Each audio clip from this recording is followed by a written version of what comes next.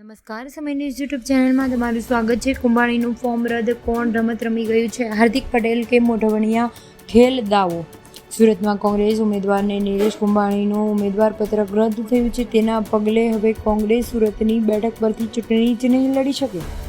તમને એ પણ જણાવી દઈએ કે આ ફોર્મ રદ કરવા પાછળ પડદા પાછળ રમાયેલી રમતને તાજેતરમાં ભાજપના પ્રવેશેલા અર્જુન મોઢવિયા અને હાર્દિક પટેલના નામ ઉછળ્યા છે.